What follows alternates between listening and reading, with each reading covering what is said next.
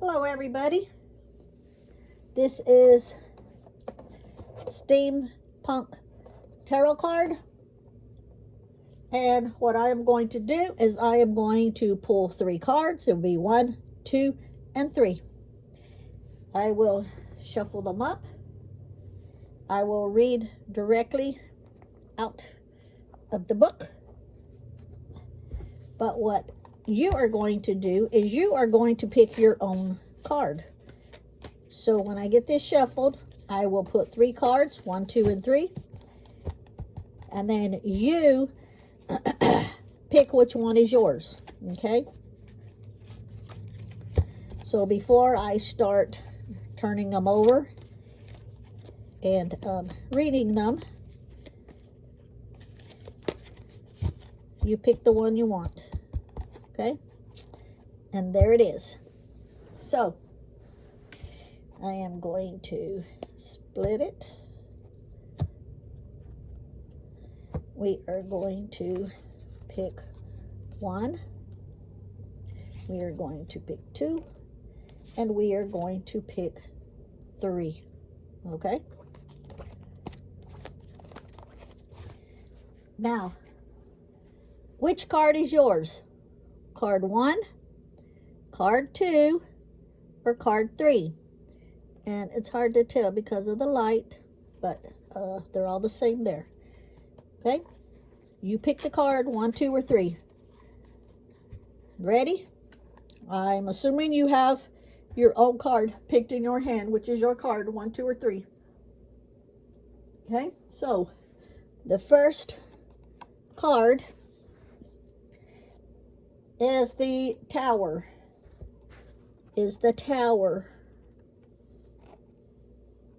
Kind of hold it in an angle so you can see it.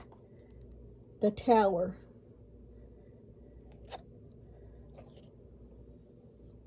That's card 1, the Tower. So if you picked card 1, the Tower,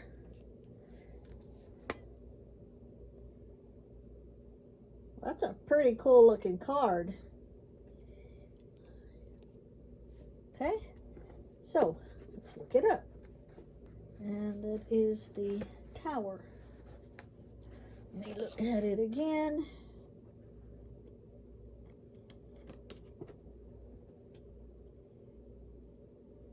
The Tower. Okay, the Tower. If you picked number 1, this is your card, okay? So what it says is, if it doesn't kill you, it makes you stronger. The core meaning of that means an unexpected event that changes everything. Let's just say it plainly, people hardly ever want to see the Tower card in their readings. At the end of the day, this is a card that indicates the destruction of something. Generally speaking, the something has been carefully created and nurtured. It has value. It is something we love. It is, in fact, intrinsic to our worldview and our life. Like the tree city in the image, this ornate and complex structure began humbly enough with roots deep within the earth, connecting us with the very essence that feeds our being. As it grew, it became less organic and more complicated. Artifact became more important than substance. It is a thing of beauty and mostly functional and useful. Then destruction comes raining down from the very heavens, and your structure is crushed. You didn't desire this, but you've been alive long enough to know that things like this do happen in our lives. The Tower card is not merely a potent of destruction. As with all the cards, there is a lesson. Change happens in all our lives. In fact, life is change. We're seeing different kinds of change in the wheel and in death. They had their lessons, and the Tower has its own wisdom. We build structures in our lives, worldviews, philosophies, spiritual practices, and lifestyles. Structures are meant to enhance our lives, to give us enough security so that we can soar. When the structure overtakes our spirit, the structure is no longer serving a benefit purpose. The thing we create to enhance our life is now destroying it. The natural creation of the universe, then, is to destroy that structure in order to save our life. When the tower blasts its way into your life, batten down the hatches and prepare for a rough time. The real work begins after the crash. Look at what was destroyed and let it go. More importantly, look at what remains. It has survived a trial by fire. Make sure you recognize its value. Pick it up and plan on fitting it into your new structure. This is the universe's idea of repurposing. So that is the tower. So if you picked card number 1, that is your card. If you pick card number 2, card number 2 is the Lovers. The Lovers. Okay, let's see what that has to say. If I knew my Roman numerals better, I could find it a little lot faster.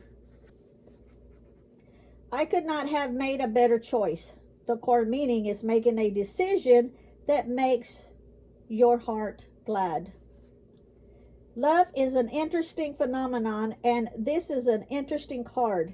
In our everyday lives and in most readings about relationships, if the Lovers come up, we cannot help but get a little giddy and excited about the possibilities.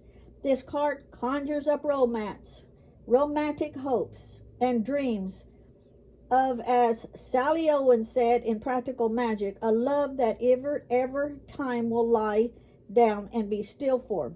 There is something about the power of love that lets us believe that anything is possible if only we were with the right person.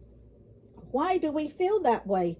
Because when the right two people or things are mixed together, the newly created world is worth more or better than the sum of the parts. Put the right two people together and they both become their very best selves. In this image, a man representing fire and air, the active elements, and a woman representing water and earth, the passive elements. Join hands, the union creates something more astonishing and more powerful than they would ever be as individuals. The experience of romantic love, while a very real force in our lives, is also symbolic of a deeper truth. It reminds us that whatever the two right things come together, sometimes transformation and magic happens. And then it goes on to say, so these two things can be your plus and other thing you choose. A relationship, a career, a passion, anything. That is the perfect match for your heart. Really, this is the card of cards, the importance of making the right choice, make the right decision, and the experience is full of the same potent power of love. When the Lovers come a-calling, pay attention to your heart. You have the opportunity to make a choice, to come into something that would change your life. This partnership has a potential for real magic. You've heard the saying, the heart just isn't in it. If you are considering something or someone and your heart doesn't leap at the thought, you might want to move on to the next thought. That would be your card if you picked number 2. And then number 3, put this up here. This number 3 would be 6 of Wands, Six of Wands. Hopefully you can see it right there with not too much glare. Alrighty, Six of Wands. Hopefully you can see that good. Six of Wands. All hail the conjuring hero. Core meaning, recognition of achievement. She felt so proud to be part of the event, standing tall and holding one of the victory wands high as he rode past. He looked so noble in his dress uniform, carrying the laurels with such dignity. How can he look so humble after all he's achieved? She wondered, does he not even know that he has not achieved this merely for himself? Does he not recognize that what he has done on behalf of all of us? His glory is our glory. He rode through the crowd, reflective and subdued, fully aware of the responsibility he bore. He did not do this for himself. The fire, the courage, the determination came from them. This is your victory, not mine. He wanted to shout, I did not do this alone.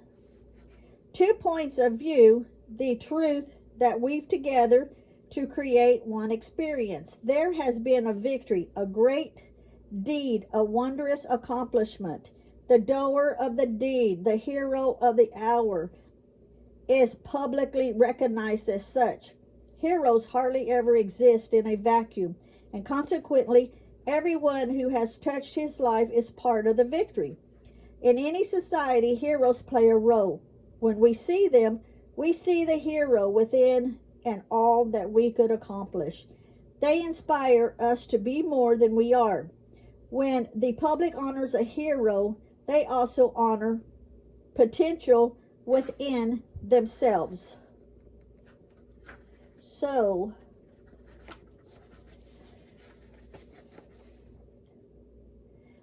if this victorious hero parades into your reading, prepare to be publicly recognized for an achievement, or perhaps you'll be part of the crowd, or so acknowledge the accomplishment and realize that this strength, will, and determination is available to you as well.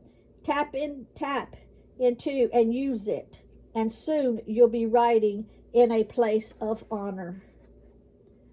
So that, my friends, is Six of Wands if you picked number 3. Okay? So, hope you liked it, and have a blessed day. Bye.